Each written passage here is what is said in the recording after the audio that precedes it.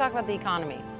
In February, you said that the U.S. economy is a little bit weaker than you'd expected. What's your assessment as we sit here today? Well, it's interesting, Bob, because I would say, this time I'd probably use the term, it's softer than I think people think it is. I don't mean it's weak, but it's softer than people think. Now the GDP comes out for the third quarter at 2.9%. I don't think it was a 2.9% quarter. Now, they've got way better figures than I do. You think it was lower than that? Yeah, I do. Why? What signs are you looking at? I look at everything. I mean, we've got 70 plus businesses. And from railroads to Fruit of the Loom underwear. And we get it. I love numbers, so I get it on a very real-time basis. What do you see? Now, the Federal Reserve and those people, they're getting 1,000 times as many figures, and they've got all kinds of people working on it. But if I had to bet, if they end up revising the third quarter, it'll get revised downward. Okay. And I think the economy is not growing at 2.9%. Markets move on your words. You're seeing a softer economy. I'm buying stocks. Economy. What is it? I mean, you've said before, periodically financial markets will be divorced from reality. It sounds to me like financial markets don't have to go with business. Right, but are they divorced from reality right now? Are stocks at this point overvalued? No, I don't think stocks are overvalued. Okay. No, but stocks relate to interest rates also. I mean, I don't pay any attention to what the business numbers I see in determining the orders I have in for stocks today. I'm buying businesses that own 10 years. What difference does it make what they do this week or next week? I think I know what they're going to do over time. I know I don't know what they're going to do next year. Can you take us into some of the signs or numbers that are showing you softness specifically?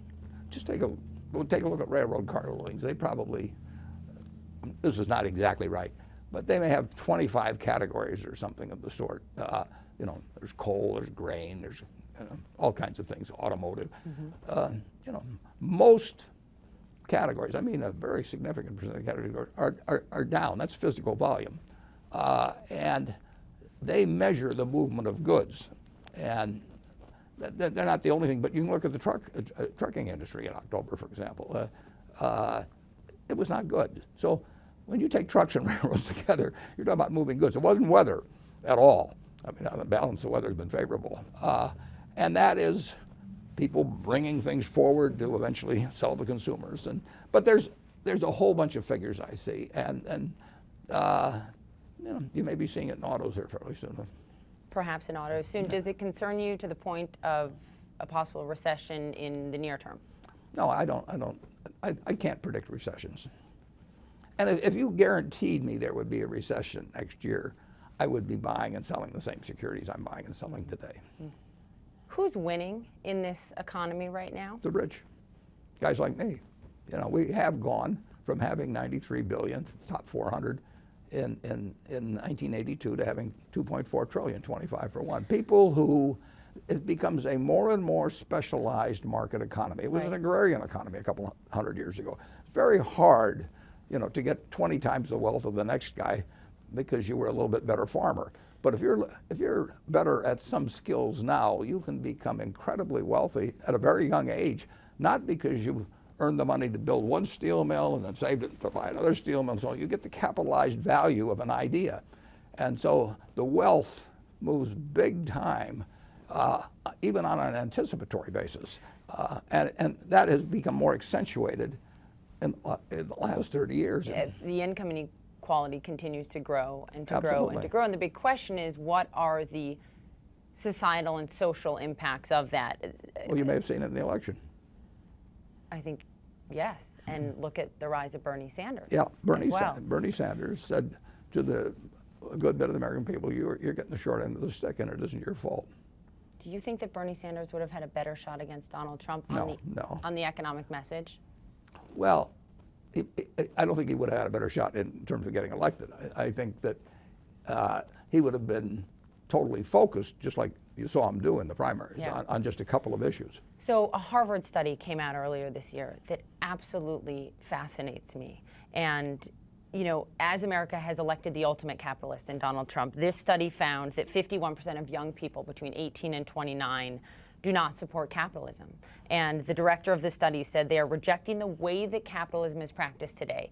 But capitalism is what made you, Warren, into a billionaire. Capitalism is, what made Donald Trump into a billionaire. Why is it not working for more young people? Because the market system does get more and more specialized as we go along. In other words, if you were, I'm going to use IQ, and I know the limitations of it, but I'm going to use it just as a marker for a bigger idea. If you were 130 IQ working on a farm and the person next to you was a 90 IQ, the other person probably was worth 90% as much as you. It just didn't make that. There weren't any tools available. You didn't have to do planning or anything like that. It was, those were agrarian. That was an agrarian society. Then we moved into a manufacturing society, right. And if you were on the Ford Motor assembly line in 1915, it's still differences in intellect and so on were important, but they didn't produce 50 for one results or 100 for one results. Now we're in an economy where specialized talents bring incredible sums, and where if you're a little bit, where you really don't fit well into the market system, you are left behind. So then the question is, do we need a more inclusive form of capitalism? I know that you and some of the CEOs... We need a different form of tax. We need an earned income tax credit that's much more, that's expanded. That's going to solve everything? No, nothing solves everything. But does capitalism as we know it need to evolve? No, capitalism, the market system works. Now, you've got two questions. You want to keep a system where the goose lays more golden eggs every year. We've got that. Now the question is, how do those eggs get distributed? And that is where the system needs some adjusting. We have adjusted. We've voted Social Security, and we've done things in the past. Mm-hmm. But we need to address the problem, not of how to get more eggs out. We know how to do that. Mm-hmm. But we have to make sure that in a super rich country, anybody who's willing to work 40 hours a week has a decent living. So what is that going to mean then when it comes to minimum wage? Because you and I have talked for years about this minimum wage debate. You've told me before it is the hardest question I've been asked because I don't know the answer. You've said I'd like to see everyone make at least $20 an hour, but you're concerned about what that would do in terms of depressing hiring. Since we last spoke about this over a year ago, the fight for $15 an hour has really elevated.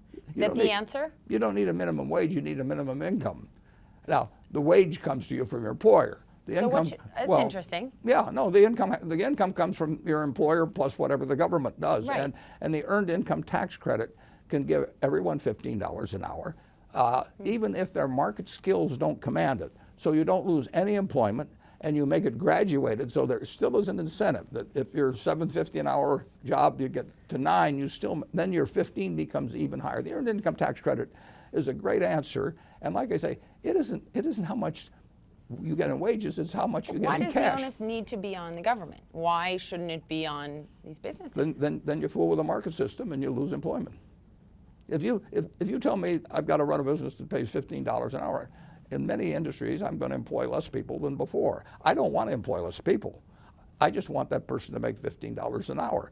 And if you could have a minimum wage that kept everybody in the country working, you'd make it $20 or $25 an hour. We got the money to do it. But that doesn't work because it leaves millions and millions and millions of people who don't have the skills to actually command that in the market. The earned income tax credit solves it. So what is the minimum income then? What is the you can minimum design that living wage in this country in an average American city? Yeah, it depends on the geography to some extent. But I would think that you could design an earned income tax credit that left people receiving $15 an hour, and also with meaningful incentives to move up their own skills so that between $7.50 and $15, they weren't just reducing the amount they received on the credit.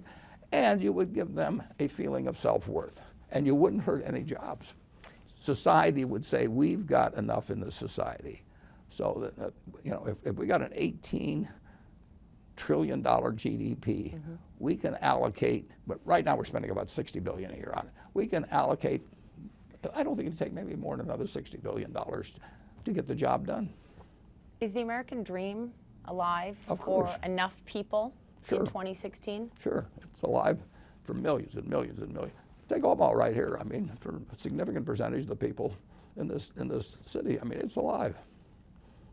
Let's We've got 360,000 people working at Berkshire. I think that a very, very high percentage of the American dream is alive. American dream should be that if you work productively at 40 hours a week, you can have a decent life. And some people will have special talents that will make tremendous sums beyond that, and they will be the ones that are responsible for having more eggs, golden eggs to distribute year by year. Give me the 5 reasons why you are hopeful today about the future of America. America works. I mean, when you fly back, New York or wherever it may be, just look at what you see. You see 75 million owner-occupied homes. You see factories that are producing goods and services that the American public loves that they never even dreamt about years ago. You see a country where in one person's lifetime, an already prosperous country became 6 times as wealthy or as income producing per capita. You see more change in our 240 years than happened in millennia before it. And it wasn't because we were smarter.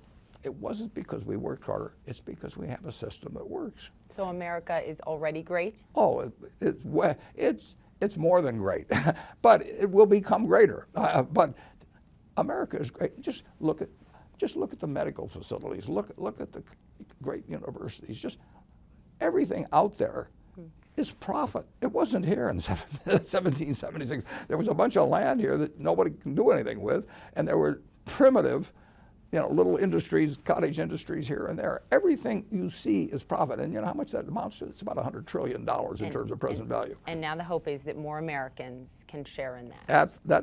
That should be the number one economic goal of this country. You don't have to worry about having more stuff.